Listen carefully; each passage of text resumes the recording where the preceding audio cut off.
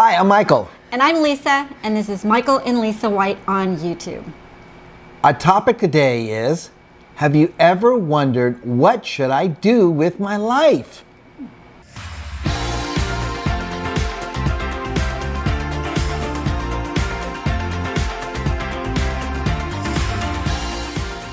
Let's see if together we can answer that question for you. And yes, I'm also talking about those people who are 40s and or 50s, who are just going to work, doing what they do to survive, live indoors, buy groceries, and to do it all over every day.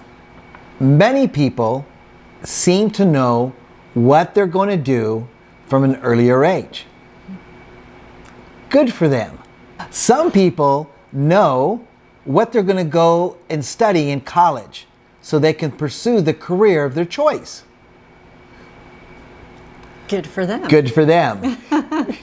Some people are able to create things, build things, fix things, and sell things. Good for them. This is not a talk for them. This is a talk for people who don't quite know what they want to do in life, haven't really found that thing. What's the saying? Jack of all trades, master of none. This talk is for you. Or maybe you've just gotten complacent with what you've been doing over the last several years. This talk is for you. For people who don't have a clue. As we said earlier, maybe you're just out of college. Maybe you didn't go to college. Maybe you're just working a job. And that job turned into a couple years of financial stability so you can live indoors.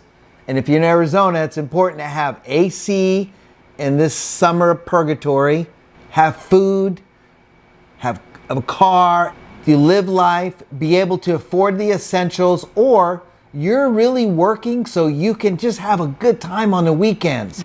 How many of you have said this? Man, I can't wait for the weekend.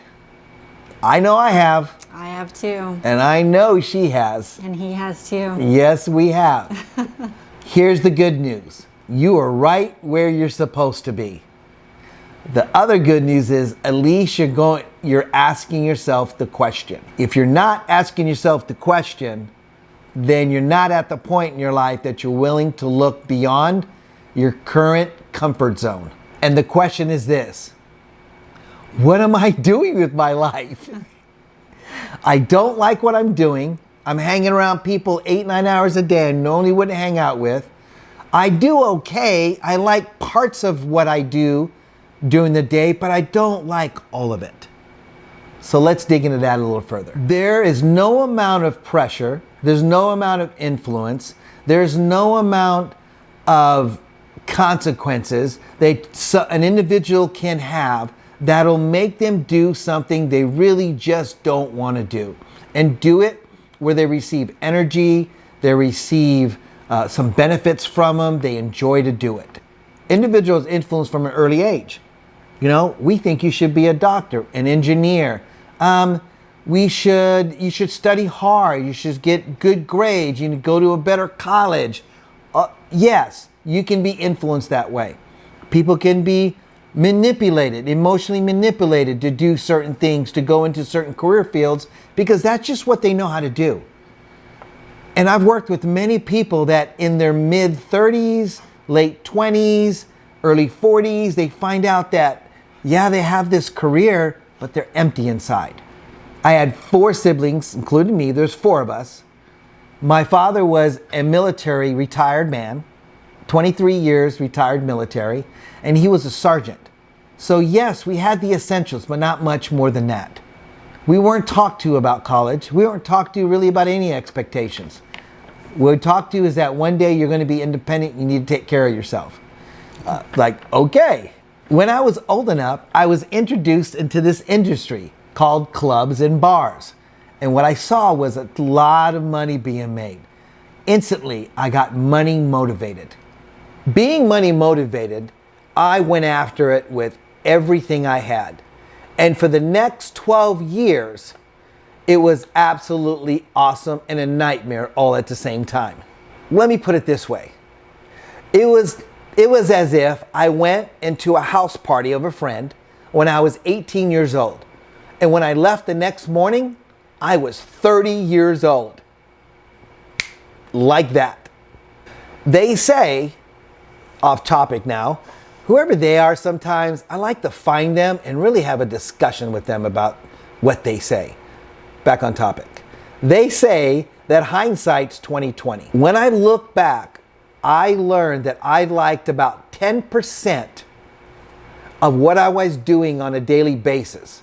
So if we have 100% of our day or our week, I like 10% of that day or that week of all the activities, things I was doing that were giving me energy, that I felt I was in the flow, felt that I was in the zone. So that means 90% of what I was doing was incongruent with me.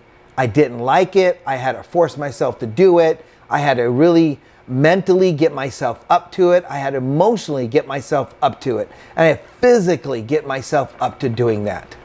That became something that I started seeking, meaning. So now I started seeking how to increase that 10% on my next position I took, the next thing I learned, the next increase, position, job, activity. I just started trying to see where can I increase that 10% that I liked, make it into 20%, 15% on the next thing that I was doing. So here are two things to look at.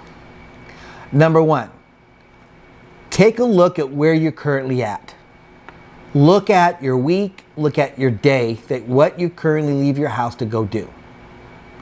Out of everything you do that day, or over the week, because you do it day in and day out when you show up, what activities, administrative things you do, what creative things you do, what relational interactions that you have, what percentage that you really enjoy to do.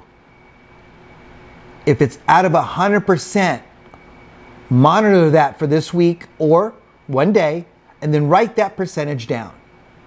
Now, when you write that percentage down, I want you to take that percentage and break it down into exactly what it is that you like about it. Write a brief description of what it is you like. How does it make you feel? What stimulates you mentally about that activity? Like, what are you getting from it? And what are you giving to it in that 10%? Now you take that and you find other places that you can apply that 10% and try to increase it. Meaning, yes, if you need to find a different place to work, go find it. Or you can also volunteer somewhere where you get more of that. Or create a side business so you can start feeling energy and getting confidence and getting competency and creating more of that percentage that you enjoy, that you're in the flow, that you're energized in your life. Maybe it's the relationships around you. Maybe it's the person you're dating or the people that you're hanging around. Maybe you enjoy being around a different type of group. So if you do, find those people, spend more time with those people. If you are a couple and you've been married, it's time to find another resource to help you two out. Because sometimes her resources and her problem solving to our challenges, and sometimes my problem solving to our challenges, don't quite add up. So we have to bring a third party in, like a referee of sports, someone who'll throw the flag. Yeah, like illegal use of the attitude, 10 yards. And here's the second thing. Remember the first thing. It's just the steps that are repeated over time. Now you go you start a side business or you find another position. Now you increase that 10% to 15% to 20%.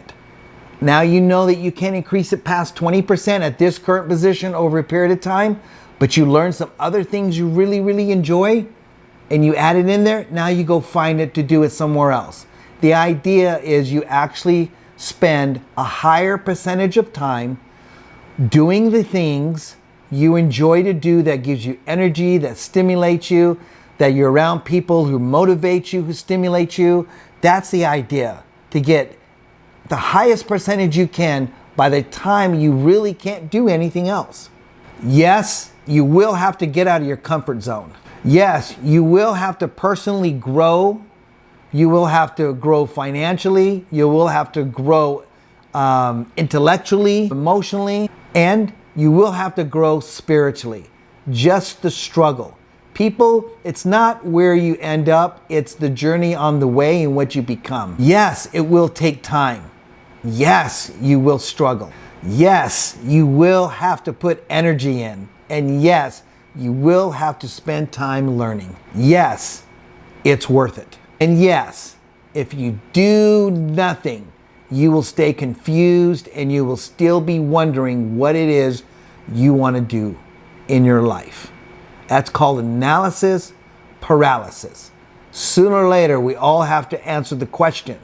I know Lisa and I have used these steps and they're just repeated, right? They call it, what do they call it? Wash, rinse, and repeat, right?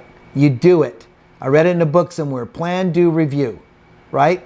Just do these steps over and over and over again. And I know for us, we have used these steps to get us closer to where we have better energy, where we want to spend our time, and where we want to see the fruits of what we do and how we work. And our description, I know my description for it, and I'm sure Lisa will say the same thing, is we want to help individuals and couples create a no surrender mindset in everything that they do. So embrace the change. Leave a comment below, letting us know what it is you're going to tackle, what it is you want to strive to change, become, develop. Hit the like button and subscribe. And we'll see you next time. Bye.